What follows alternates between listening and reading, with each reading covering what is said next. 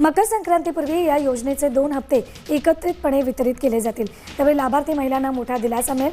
दरम्यान या योजनेसाठी आवश्यक असलेल्या ई-केवायसी प्रक्रियेची अंतिम मुदत 31 डिसेंबरला संपली आहे। पात्र लाभार्थींना लवकरच रकमेचा लाभ मिळणार असल्यानं महिलांमध्ये उत्साहाचं वातावरण आहे। पुढचा हप्ता जो डिसेंबरचा आहे त्याची काय प्रोसेस सुरू आहे सध्या आणि ती कधीपर्यंत मिळेल काय? तो डिसेंबर महिन्याचा हप्ता आहे, तो देण्याची सुरुवात ही केलेली आहे।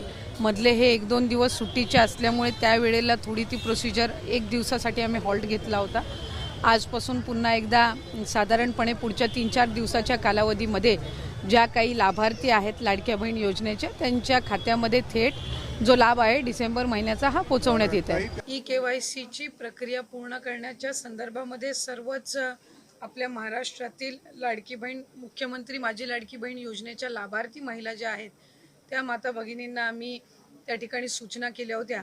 त्यानुसार जवळपास 1,20,00,000पेक्षा अधिक महिलांची ई-केवायसीची प्रक्रिया 100% पूर्ण झालेली आहे आणि 50 लाखापेक्षा अधिक अशा महिला आहेत ज्यांची साधारणपणे 60-70% ही जी प्रक्रिया आहे ती त्या ठिकाणी पूर्ण झालेली आहे। आपण ई-केवायसी करण्याची मुदत ही वाढवत आहोत, म्हणजे ज्यांचे पतीचं निधन झालेलं आहे, वडिलांचंही निधन झालेलं आहे, अशांकडे जे सर्टिफिकेट नाही आहेत, म्हणजे अशांकडे त्यांचे जे डॉक्युमेंट्स नाही आहेत, त्यांचं डेथ सर्टिफिकेट असेल किंवा डिवोर्सचे न्यायालयांच्या जे काही डिवोर्सचे सर्टिफिकेट्स असतात, म्हणजे कोर्टचे जे डॉक्युमेंट्स असतात ते त्यांना अपलोड करण्याच्या दृष्टिकोनातून किंवा एखाद्या गावामध्ये एखादी एकल महिला असेल किंवा एखादी विधवा असेल, तिच्या पतीचंही निधन झालं आहे आणि वडिलांचंही निधन झालेलं आहे, अशा महिलेनी लाभार्थ्यांनी जर ते डेथ सर्टिफिकेट किंवा ते डॉक्युमेंट्स जर तिथल्या अंगणवाडी सेविकेकडे उपलब्ध करून दिले तर ती त्याची जे सर्टिफिकेट आहे ती CDPO देऊन त्या संदर्भातली सगळी प्रक्रिया पूर्ण करून घेऊ शकतील। आम्ही आजच त्या संदर्भातला शासन निर्णय सुद्धा निर्गमित करत आहोत। त्याच्यामध्ये ज्या ज्या गावातल्या किंवा शहरातल्या तिथल्या अंगणवाडी केंद्र आहेत, ज्या अंगणवाडी सेविका आहेत त्यांच्याकडे त्यांनी तशा पद्धतीचे कागदपत्र सबमिट करायचे।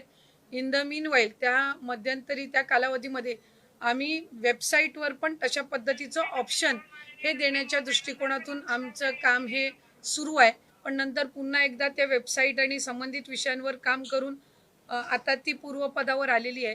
तर या संदर्भामध्ये राज्याचे मुख्यमंत्री फडणवीस साहेब आणि दोन्ही उपमुख्यमंत्री शिंदे साहेब आणि दादा यांच्या सूचनेनुसार आपण तो मुदत वाढवत आहोत। लाडक्या बहिणीसाठी आताची सर्वात मोठी अपडेट समोर आली। लाडक्या बहिणींच्या खात्यामध्ये संक्रांतीनिमित्त नवीन वर्षाचं गिफ्ट आहे ते जाहीर झालेलं आहे। लाडक्या बहिणींना 2 हप्ते एकत्रित मिळणार आहे। 3,000 रुपयाची रक्कम त्यांच्या खात्यावरती वर्ग करण्याची जी प्रक्रिया आहे ती सुरुवात झालेली आहे। त्यासाठी जो GR होता तो आधीच निर्गमित करण्यात आलेला आणि आपण वेळोवेळी बातम्यांमध्ये सुद्धा बघू शकता। आधी सुद्धा सांगण्यात आलेलं आहे की नोव्हेंबर-डिसेंबरचा जो हप्ता आहे तो एकत्रित मिळेल, परंतु नोव्हेंबर-डिसेंबरचा एकत्र न मिळतात नोव्हेंबर महिन्याचा जो हप्ता आहे तो लाडक्या बहिणींना डिसेंबर महिन्यात शेवटी भेटलेला आहे। तर आता फायनली लाडक्या बहिणींना डिसेंबर आणि जानेवारीचा जो हप्ता आहे तो संक्रांतीचं गिफ्ट म्हणून संक्रांती आधीच याची जी सुरुवात आहे ती होत आहे आणि संक्रांतीपर्यंत प्रत्येक लाडक्या बहिणींच्या खात्यामध्ये 3,000 रुपयाची जी रक्कम असणार आहे ती जमा केली जाणार आहे। याबद्दलची जी माहिती आहे ती वेळोवेळी बातम्यांमध्ये सुद्धा सांगण्यात येत होती आणि तुम्ही बघितली सुद्धा असेल। तर आदित्य तटकरे यांनी सुद्धा सांगितलं की त्या पैशांचं जे नियोजन आहे ते आधीच करण्यात आलेलं होतं आणि जी रक्कम आहे ती महिला व बालविकास विभागाला आधीच मिळालेली होती। तर आता फायनली त्याची जी अपडेट आहे ती मिळालेली आहे। लवकरच तुमच्या खात्यामध्ये हे पैसे सुद्धा वर्ग करण्याची प्रक्रिया सुरू होणार आहे। 1 ते 2 दिवसामध्ये प्रत्येक लाडक्या बहिणींच्या खात्यामध्ये हा जो हप्ता असणार आहे 3,000 रुपयाचा तो जमा केला जाणार आहे। परंतु ज्या बहिणींनी KYC केली होती आणि KYC मध्ये पात्र ठरलेल्या होत्या त्याच बहिणींना या हप्त्याचा जो लाभ आहे तो मिळणार आहे।